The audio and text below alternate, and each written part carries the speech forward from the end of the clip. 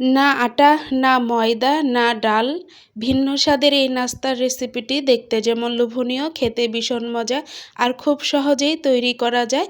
এই রেসিপিটি একবার যাকেই খাওয়াবেন সে বারবার রিকোয়েস্ট করবে এই রেসিপির জন্য।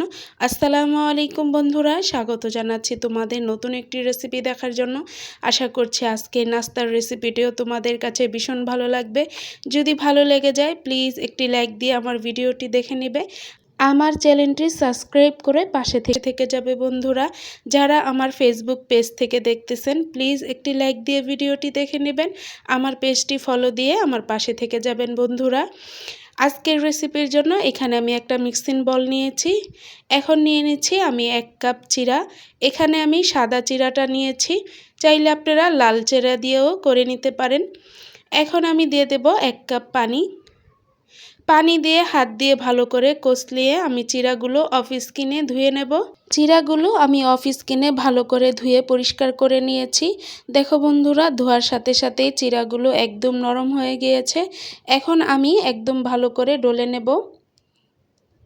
আমি হাতের সাহায্যে চিরাগুলো কষলিয়ে নিয়েছি। দেখো বন্ধুরা, কত সুন্দরভাবে নরম হয়ে গিয়েছে।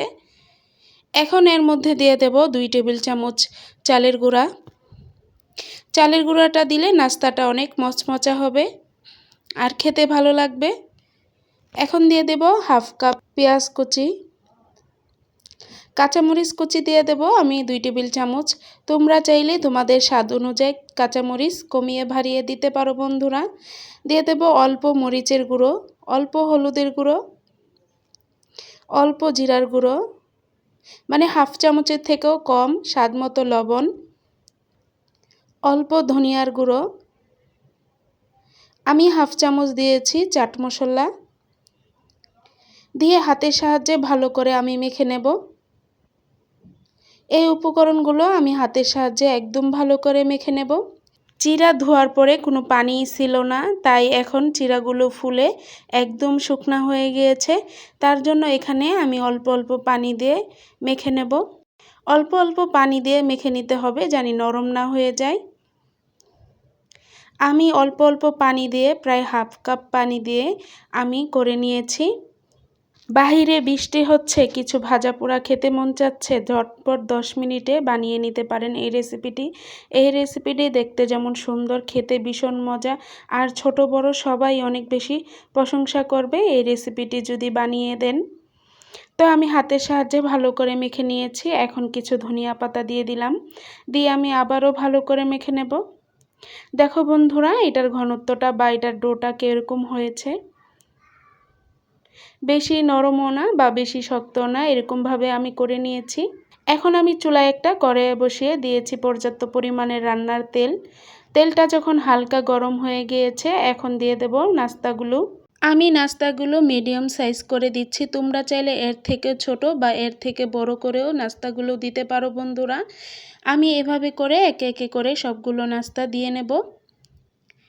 এই নাস্তাটি আমি গ্যারান্টি দিচ্ছি বন্ধুরা, একবার যদি ট্রাই করো তাহলে বারবারই ইচ্ছে করবে ট্রাই করার, এত বেশি লোভনীয় ও মজাদার। আমি নাস্তাগুলো দিয়ে কিছু সময় অপেক্ষা করে নিয়েছি। এখন নাস্তাগুলো এক পাশ হয়ে গিয়েছে, এখন আমি উল্টিয়ে দেব একটা কাঁটা চামচের সাহায্যে।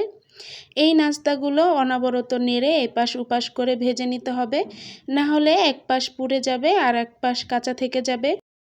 নাস্তাগুলো এভাবে করে উল্টিয়ে পাল্টিয়ে পছন্দ মতো কালার আসার আগ পর্যন্ত ভেজে নেব।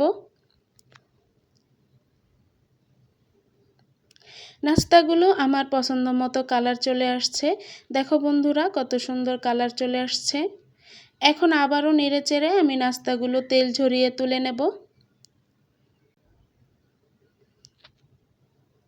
বাকি নাস্তাগুলো আমি অফ স্কিনে ভেজে নেব। একবারে ভাজা দেখাতে গেলে বন্ধুরা ভিডিওটা অনেক বড় হয়ে যাবে।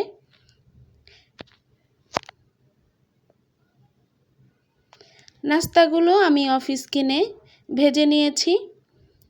দেখো বন্ধুরা, নাস্তাগুলো কত সুন্দর ও লোভনীয় লাগছে। এই নাস্তার রেসিপিটি একবার হলো এভাবে ট্রাই করে দেখবে বন্ধুরা, ভীষণ ভালো লাগবে। টমেটো সসের সাথে খেতে ভীষণ মজা। আজকের এই নাস্তার রেসিপিটি তোমাদের কাছে কেমন লাগলো কমেন্টে জানাবে। তোমাদের একটি কমেন্টে আমাকে অনেক উৎসাহিত করে নতুন একটি রেসিপি বানানোর জন্য।